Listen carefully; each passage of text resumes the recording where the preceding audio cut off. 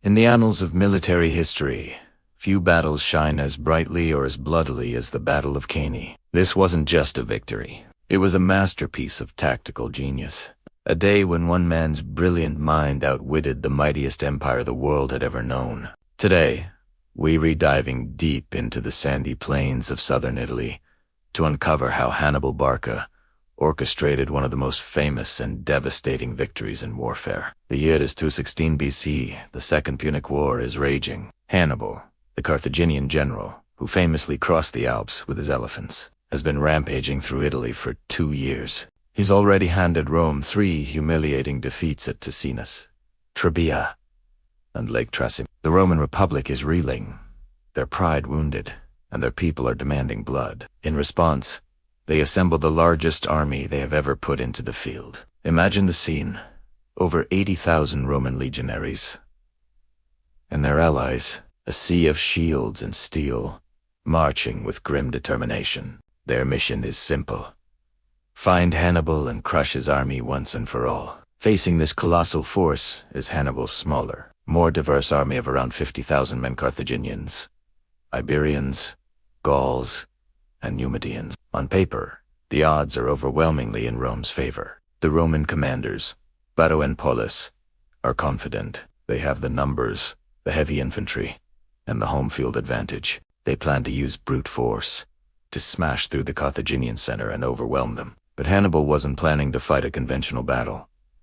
He was setting a trap. As the sun rose over the Aufidus River, Hannibal arranged his forces in a way that must have looked strange, almost weak, to the Romans. He placed his less reliable Gallic and Spanish infantry in the center, but pushed them forward in a convex, crescent-like formation bulging towards the Roman lines. On D flanks, he positioned his elite, battle-hardened African infantry, held back slightly, and on the wings, his superior cavalry, led by Hasdrubal on the left and Maharbal on the right, prepared to strike. Every single soldier knew their part in the deadly play that was about to unfold. Hannibal was counting on Roman arrogance and their rigid, textbook tactics.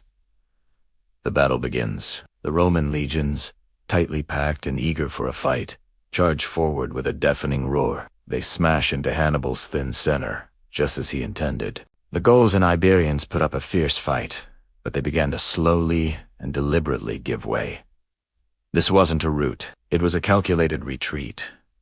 The crescent formation inverts, bowing inward, drawing the massive Roman force deeper and deeper into the Carthaginian lines. The Romans, sensing victory, surge forward, compressing their own ranks, becoming a dense, unwieldy mass. They think they are breaking the enemy line, but in reality, they are walking straight into the jaws of the trap. While the Roman infantry is consumed with the center, the real action happens on the wings.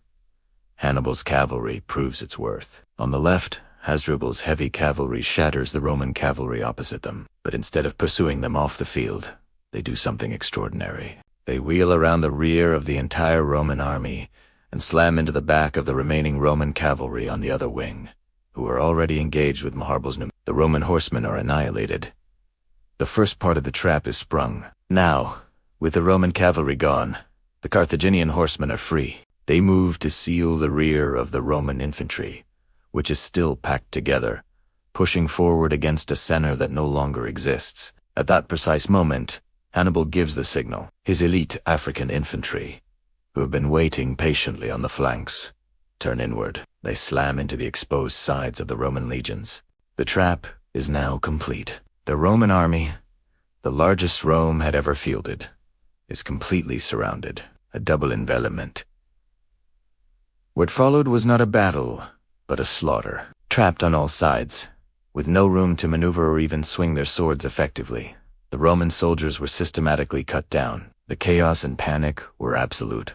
For hours, the killing continued under the hot Italian sun. By the end of the day, the field of Cannae was a vision of hell. Estimates of Roman casualties are staggering, ranging from 50,000 to as many as 70,000 men killed, including one of the consuls, Lucius Aemilius Pulus. In contrast, Hannibal lost only around 6,000 men. He had achieved the impossible, inflicting one of the single most devastating defeats in military history. The Battle of Cannae became the textbook example of a battle of annihilation.